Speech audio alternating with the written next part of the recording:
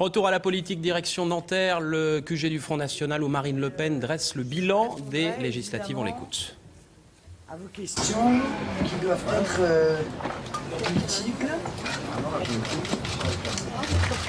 Bien, mesdames, messieurs, nous avons réuni aujourd'hui un bureau politique pour faire l'analyse de ce second tour des élections législatives. Évidemment, autour de la réjouissance que représente l'élection de deux députés, Gilbert Collard et Marion Maréchal Le Pen.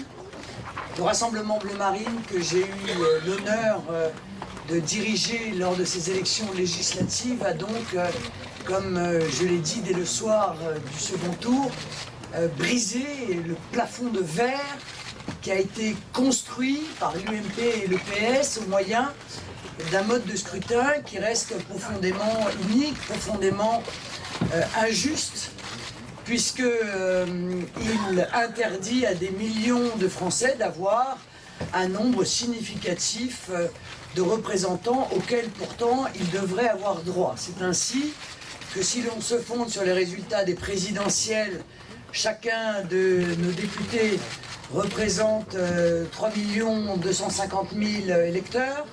Et si l'on se base sur le résultat du premier tour des législatives, ils représentent chacun 1 750 000 électeurs, c'est-à-dire entre 300 et 100 fois plus que n'importe lequel des députés qui vont siéger à leur côté. Ceci reste une injustice majeure au moment où, vous le savez, des groupements qui ont fait des scores dont on peut dire qu'ils sont dérisoires. Je pense par exemple aux Verts, 2,3% à la présidentielle, vont réussir eux à avoir un groupe de députés avec tous les avantages que cela représente. Il n'en demeure pas moins que les millions d'électeurs que vont représenter Marion Maréchal Le Pen et Gilbert Collard vont donner à leur présence un poids tout particulier, à leur voix, un écho, une force toute particulière. D'autant plus particulière que nous sommes les seuls qui demain à l'Assemblée allons défendre des idées qui nous sont propres, qui nous sont spécifiques. Je pense bien entendu à la migration, je pense à la priorité nationale, au logement, à l'emploi, aux aides sociales, je pense à la lutte acharnée que nous menons contre une Union européenne mondialiste, libre-échangiste, ultralibérale, dont on voit qu'elle n'a apporté aux différents peuples que ruine et désespérance. Cette décomposition de l'Union européenne telle qu'elle a été construite, accompagnée, réfléchie, pensée par l'UMP et le PS, est en voie d'implosion. Le rôle que va avoir le Front National dans les mois qui vont suivre va donc être essentiel. Puisque comme il l'a fait depuis 5 ans, il sera le centre de gravité de la vie politique française. Il posera à nouveau les vraies questions, les préoccupations essentielles des Français. Il mettra le doigt sur tous ces sujets qui cherchent à être évacués par l'UMP et le PS, qui tentent de cacher depuis de trop nombreuses années qu'ils sont en accord sur les grandes orientations politiques qui sont données à notre pays. Je pense, en ce qui concerne l'Union européenne, des erreurs de construction qui entraînent aujourd'hui l'effondrement dans un phénomène de domino de la Grèce, du Portugal, de l'Espagne, de l'Italie. Je pense aux plans de renflouement qui vont se multiplier, le dernier en date étant de 22 milliards, étant entendu qu'ils ne peuvent que s'aggraver, puisqu'à chaque fois qu'on vient en aide à un pays, par définition, il sort de la liste des contributeurs, et par conséquent, la part de contribution réclamée à la France et que l'on va chercher directement dans la poche des contribuables ne cesse d'augmenter au fur et à mesure du temps. L'Italie est en très mauvaise situation. On sent bien, tout le monde sent qu'on en est à la fin d'un système. Or, je tiens, et nos députés seront les porte-parole de cela à l'Assemblée nationale, que nous sommes les seuls à avoir proposé une alternative, une solution à la situation récurrente de crise systémique que vit l'Union européenne. Je n'ai pas entendu une seule proposition faisable, crédible de la part de l'UMP. Je n'ai pas entendu une seule proposition faisable ni crédible de la part du Parti socialiste.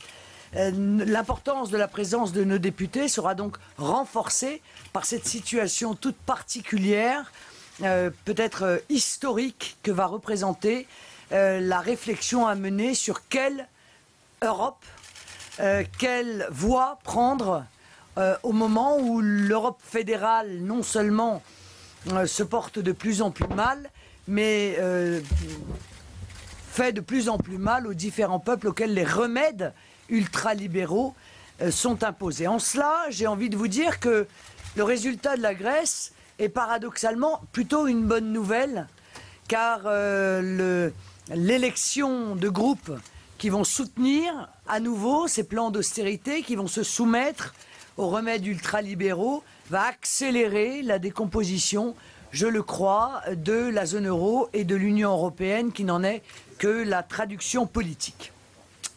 Pour revenir un petit peu aux résultats de ces législatives, nous pouvons d'ores et déjà affirmer que les résultats du Rassemblement Bleu Marine sont d'excellents résultats. Vous l'avez regardé, 14 de nos candidats font plus de 40%, et les scores qui ont été obtenus, que ce soit en duel ou en triangulaire, sont, c'est vrai, exceptionnels. Nous progressons ainsi de 16 points en moyenne dans les duels. La progression est la même d'ailleurs que l'on soit face à un candidat PS ou face à un candidat UMP. Ces 16 points d'augmentation en moyenne sont un saut quantitatif assez spectaculaire par rapport aux dernières élections qui étaient les cantonales, puisque au cantonal, nous avions de la même manière obtenu des progressions à peu près égales que nous soyons face à un candidat socialiste ou face à un candidat UMP, mais nous n'augmentions que de 11 points. Nous augmentons là de 16 points, c'est-à-dire 50% de plus. Par rapport à 1997, les reports s'améliorent de 3,5 points face à la gauche, c'est-à-dire en provenance de la droite, et de 8 points face à la droite, c'est-à-dire en provenance de la gauche. Qu'est-ce que cela signifie? Cela signifie que l'électorat de gauche est de moins en moins réfractaire à porter leur suffrage sur nos candidats au second tour. Ceci est tout à fait évidemment, en tout cas je le lis tout à fait évidemment, d'abord à l'effort particulier que nous avons fait de présentation de notre programme économique et social, et j'y vois aussi cette recomposition de la vie politique que j'ai appelée de mes voeux, que j'ai tenté d'accompagner, que je vais chercher à dynamiser avec l'ensemble de mon mouvement lors des prochaines années, et qui est en train de remplacer cette fracture droite-gauche par une fracture nationaux contre mondialistes, avec, il faut bien le dire, en ligne de mire, un modèle économique porté par une Union européenne qui est de plus en plus contestable et de plus en plus contestée. Nous remarquons dans les résultats des législatives qu'il y a au second tour beaucoup de jeunes candidats, beaucoup de femmes. Et en cela, il faut bien le dire que l'élection de Marion Maréchal Le Pen est tout un symbole. Cette jeune femme qui est la plus jeune députée, non pas tellement de la 5e, mais peut-être même de la République, peut, je crois, aller jusque-là, puisqu'elle entre à l'Assemblée à 22 ans, va être par définition aussi le porte-parole, bien entendu, des préoccupations de ces millions de jeunes qui sont confrontés au choix de leurs aînés, des choix qui n'ont apporté, il faut bien le dire, que malheur, désespérance et récession.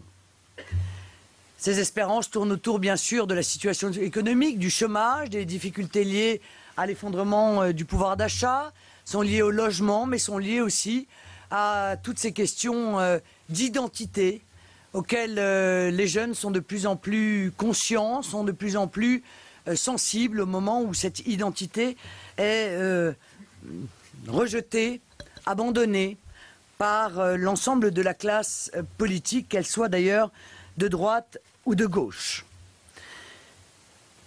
Par rapport, je rappelle tout de même, puisque je sais qu'on ne parle de l'élection de référence en général que quand ça ne nous arrange pas, je rappelle que l'élection de référence est 2007 pour les législatives et qu'en 2007, nous avions eu un second tour.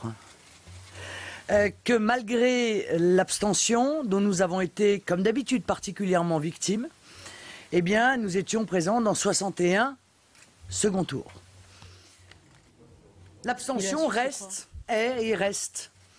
un obstacle majeur, puisque c'est à raison de l'importance de cette abstention que nous n'atteignions pas les 12,5% des inscrits dans un grand nombre de circonscriptions. Voilà pour l'explication de texte, vrai, donc les premiers mots de Marine Le Pen réfléchir, après le second tour des législatives. Résultat excellent, dit la présidente du Front National, qui se félicite bien sûr de l'élection de 2 de ses députés dans le nouvel hémicycle, qui souligne également que 14 de ses candidats ont dépassé les 40% au soir de dimanche, progression de 16 points, note-t-elle également dans les duels face à la gauche ou à la droite. Nous avons aujourd'hui brisé le plafond de verre, dit la présidente du Front National.